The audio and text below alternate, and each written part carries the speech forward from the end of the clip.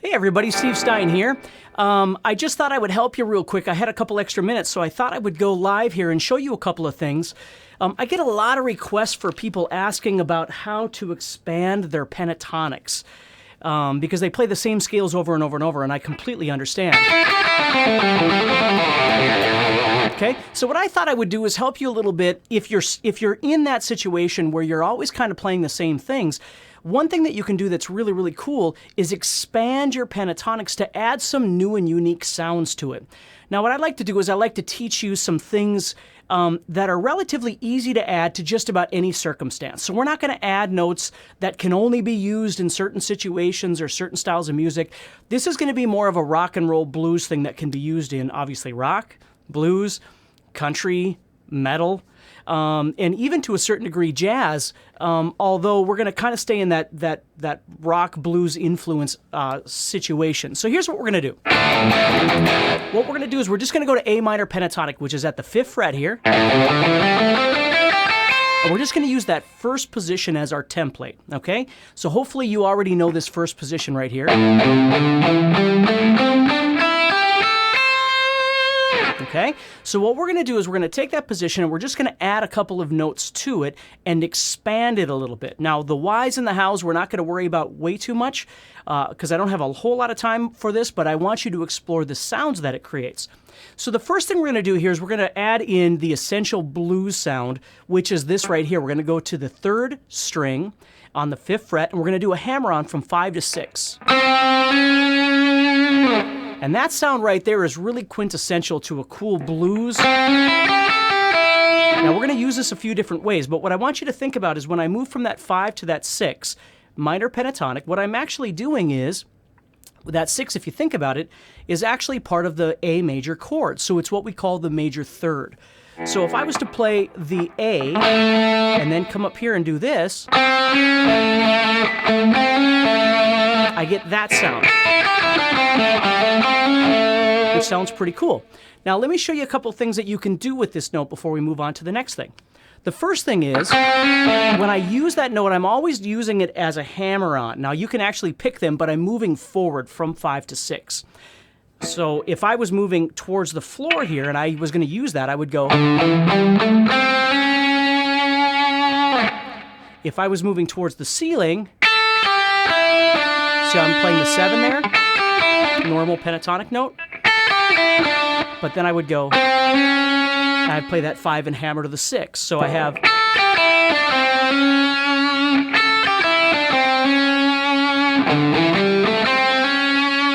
You see? So the key here is if I'm moving towards the floor and I'm going to use that 5 to 6, more than likely I'm going to skip the 7 and I'm just going to continue on into my pentatonic. So I'm skipping the 7 and using the 5 to 6 instead. If I was moving towards the ceiling, I would play the 7, but then I would hammer the 5 to 6 and then continue down. Down meaning towards the ceiling in pitch.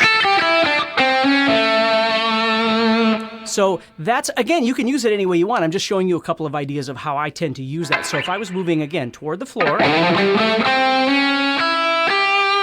and if I was moving towards the ceiling, okay, well that sounds pretty good.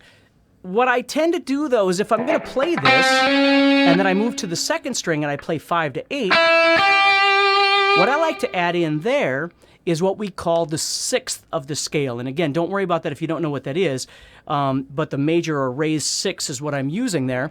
So what I'm going to do is I'm going to play 5-7 instead of 5-8. So I actually wind up getting 5-6 on the 3rd string, 5-7 on the 2nd string, and 5-8 on the 1st string, excuse me. So I have. Now that starts sounding pretty cool. Now if I was, again, going toward the ceiling, I would still use those notes, but I am going to go to the 7, like I did before, and then that hammer on. So I have.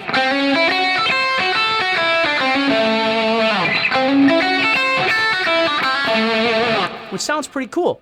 Now, when I'm using these, That doesn't mean that that's all I do. So, I have to make a choice in my solo of just using pentatonic or using this expanded idea. I'll move in and out of these. So I might be doing something that's just straight pentatonic. And then move into just that one note, right? The 5 to 6. And then I might move into using something like the 5/7 on the second string.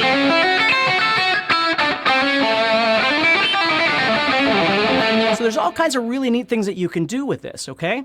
So my point is yes, there's theory behind all of this, but what I want you to really think about is how it sounds when you add these new notes.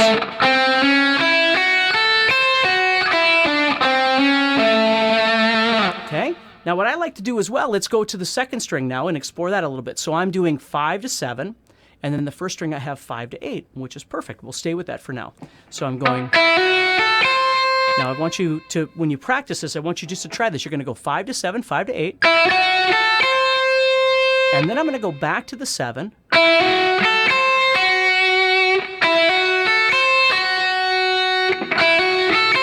then I'm going to go back to the 5 on the first string. Okay, so I'm using the same notes. I'm just creating a little bit of a pattern here. Now, when I get done with that 5 on the first string, I'm going to go to the 8th fret of the second string and do a traditional bend. And that sounds really neat. Okay, so I'm moving from 5 to 7, 5 to 8, and then back to the 7, back to the 5. But then I'm going to introduce this old note, which is now a new note, which is the A.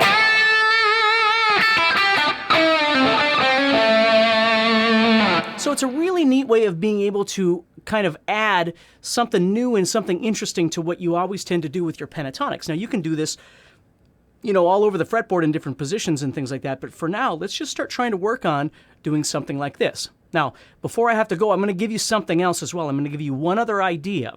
And then, of course, you can watch this video as much as you want to and start trying to utilize it in your playing a little bit. So again, to recap, before I move on, here's what I got. That's what the shape is. 5, 6, 5, 7, 5, 8.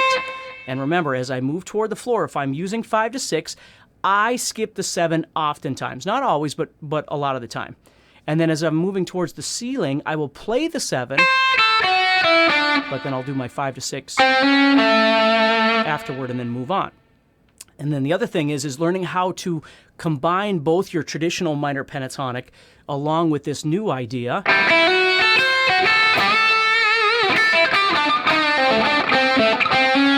Moving in and out, back and forth between these notes. Okay?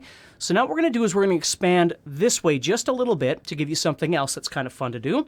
And what we're going to do here is, let's say we're coming off this 5 to 6 hammer-on, go to the 7, and then we're going to go to the 5, like we normally do, 7, 5, like we normally do, but then we're going to move back 1 fret to the 4.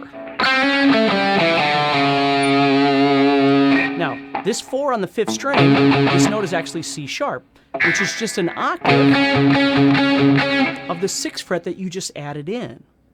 We're just using it a different way.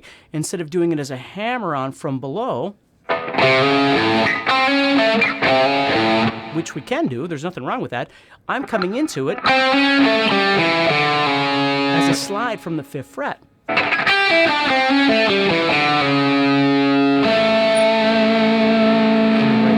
Is just adding in my root, my A.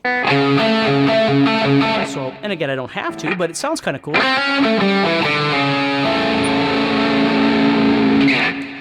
Okay, so oftentimes that's what I'll do as I'm moving towards the ceiling, is I'll be using all of this other stuff I just showed you. And I'll do a little slide in from the 5 to the 4.